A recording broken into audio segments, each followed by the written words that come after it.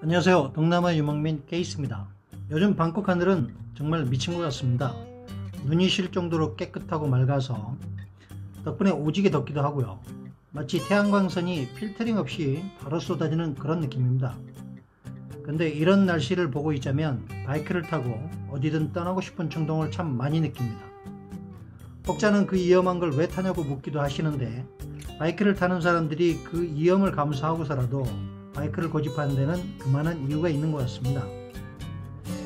저도 태국에 거주하면서 처음 바이크에 입문을 했는데 자동차를 운전하는 곳과는 정말 색다른 느낌을 받게 되더군요. 아, 이래서 바이크를 타는구나 하는 그런 느낌이 있었습니다. 뭔가 모를 해방감을 느꼈다고 할까요? 그렇다고 제가 광란의 질주를 즐기는 스피드 레이서는 절대 아닙니다. 겁도 오지게 많은 편인지라 평균 80km, 스로틀을 좀 땡긴다 싶으면 100km 전후여서 나름 안전한 라이딩을 즐기는 편이라고 생각을 하고 있습니다. 그래서 오늘은 바이크 이야기를 좀 해볼까 합니다. 그리고 스쿠터와 매뉴얼을 구분하지 않고 그냥 통칭 바이크라고 표현을 하겠습니다. 태국에 오시는 분들 가운데 바이크 운행에 대해 궁금해하시는 분들이 의외로 많은 것 같아서 간단한 이용 팁과 필수 사항들에 대해서 언급해 보겠습니다. 태국에서 한국인은 이종 보통면허로 교부받은 국제면허증만으로 바이크를 운행할 수 없습니다. 쉽게 말해 무면허입니다. 한국에서는 이종 보통면허 소지자의 경우 125cc 미만의 이륜차는 별도의 면허 취득 없이 운행이 가능하지만 태국에서는 아닙니다.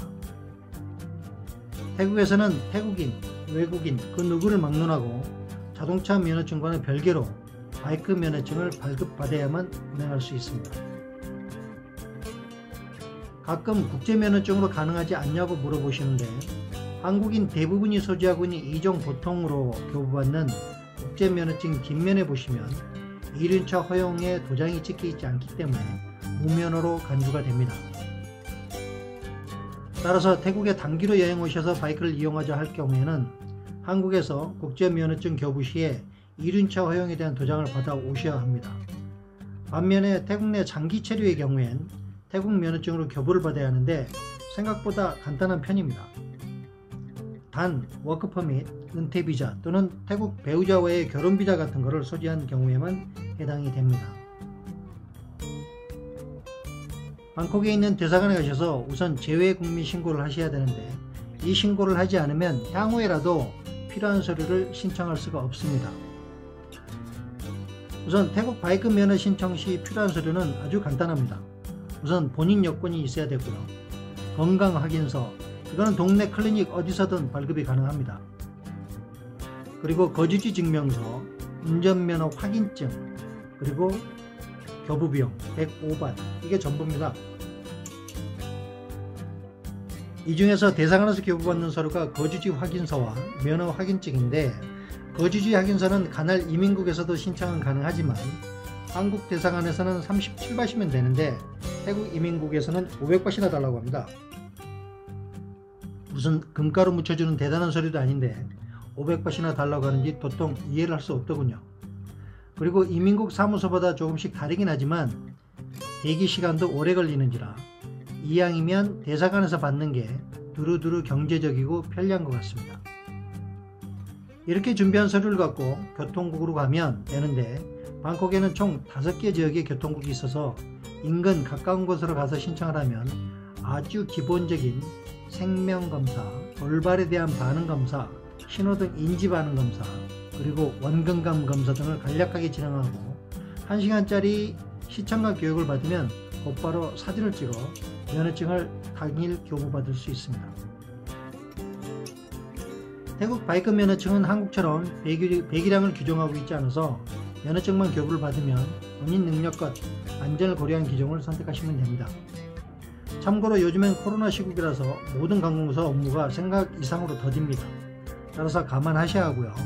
특히 외국인들의 경우에는 신청 예약하고 2개월까지도 대기하셔야 될 수도 있습니다.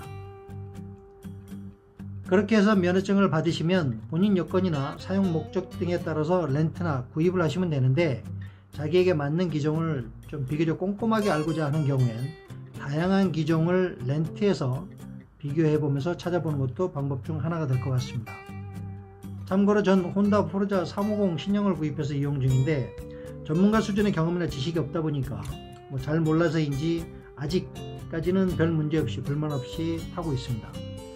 동남아에서는 어딜 가나 혼다가 가장 대중적인지라 유지관리가 무난해서 선택했고 초보임에도 굳이 쿼터급을 선택한 이유는 방콕 시내 이용보다는 장거리 투어용으로 사용하기 위해서였습니다.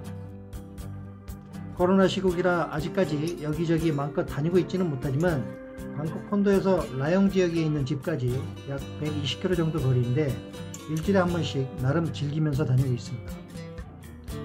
코로나가 좀 진정이 되면 좀 더 다양한 지역으로 여행을 그려보고 있습니다. 영상 속에서 미처 궁금증이 해결되지 않으신 분들은 아래 댓글 주시면 제가 경험해 본 것만 아는 척을 하도록 하겠습니다. 감사합니다. 동남아 유목민 K씨였습니다.